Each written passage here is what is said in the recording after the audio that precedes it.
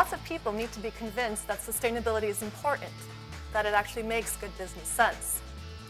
So collectively, we've tried measuring, we've tried communicating, we've put together case studies, press releases, reports. Internally, we're raising awareness. We have our green teams, CSR councils, other types of activities to get our employees on board. And we've tried to be quantitative about it. We've responded to the CDP, we filled out the Dow Jones Sustainability Index questionnaire, and we've used the Global Reporting Initiative guidelines with its 80-plus indicators, its technical protocols, its sector supplements, and just out this year, the GRI A-level checklist with its, I think, 460-plus lines of disclosures. Pretty intense. The result of all this effort has been more data, more metrics, more goals and objectives, hopefully more value creation. But I'd like to challenge this concept of more, because who's asking for more? It's not really the CFO. A lot of times it's not the investor relations department, at least not from what our clients tell us. Mainstream investors might not know how to ask these questions. Yes, we have more rankings and ratings questionnaires to fill out every year. There are specific stakeholder interests that are demanding information.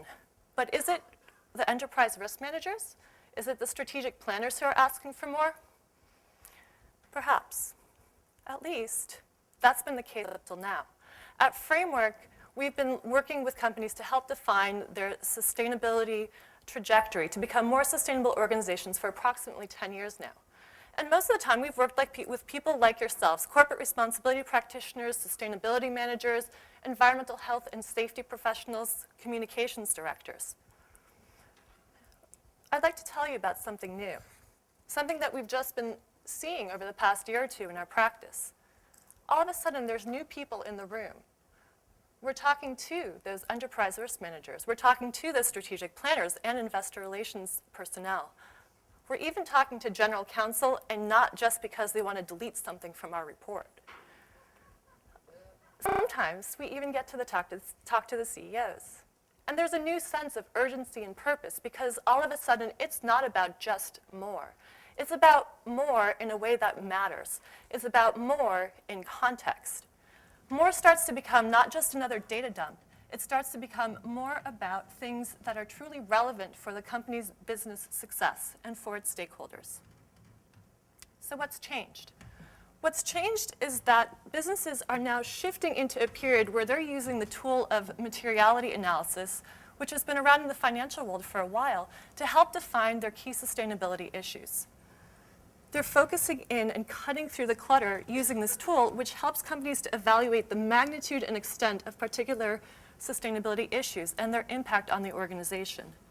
Materiality is a very powerful concept, and one that we thought it would make sense if sustainability leaders were having a greater uptake of this tool than other organizations. And so we asked, of the companies on the Corporate Responsibility Officer 2010 and 2011 Best Corporate Citizens list, who's using this tool? Who's using materiality analysis to help identify which issues are the highest priority issues?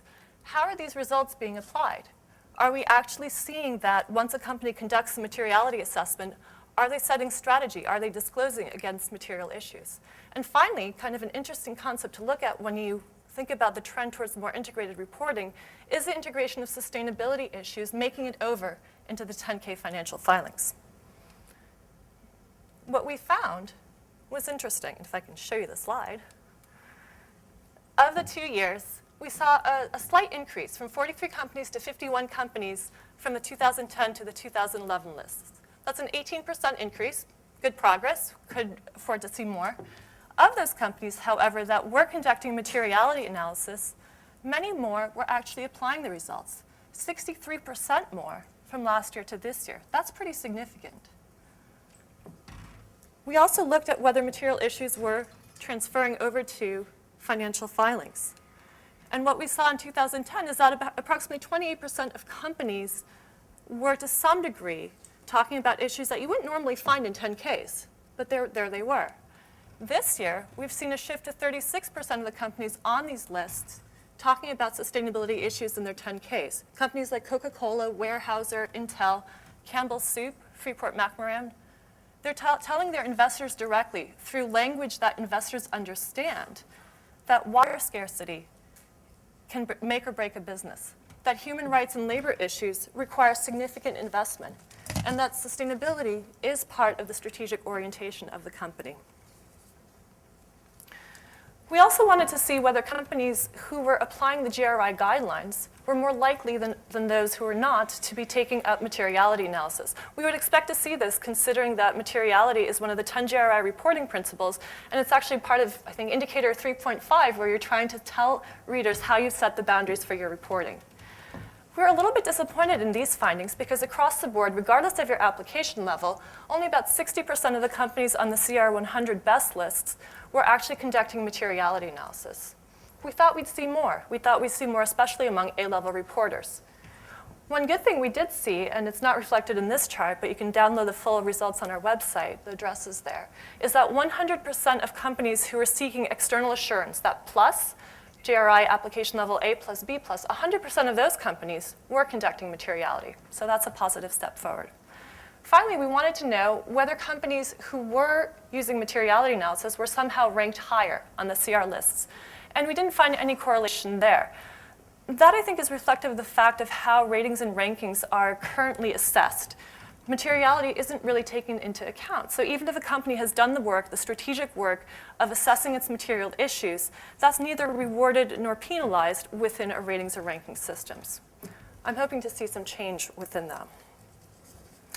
We're at a very important inflection point, from sustainability moving from a silo to sustainability as strategy, from more just for the sake of more, let's just throw everything in there because we have the data, stakeholders might want it, to more in depth, more in context, more relevant, more strategic.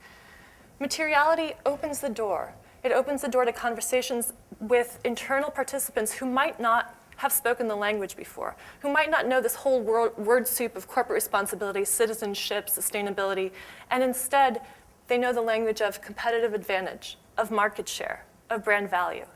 That's a very exciting conversation for us to be having, for all of you to be having.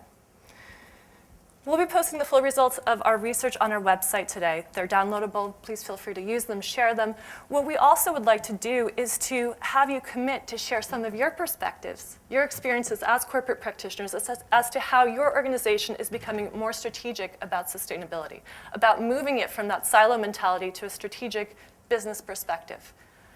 We'll be posting some corporate practitioners' perspectives on our site. If you'd like to contribute to that conversation, we welcome that. And as we talk later today, I look forward to hearing all of your conversations. Thank you so much.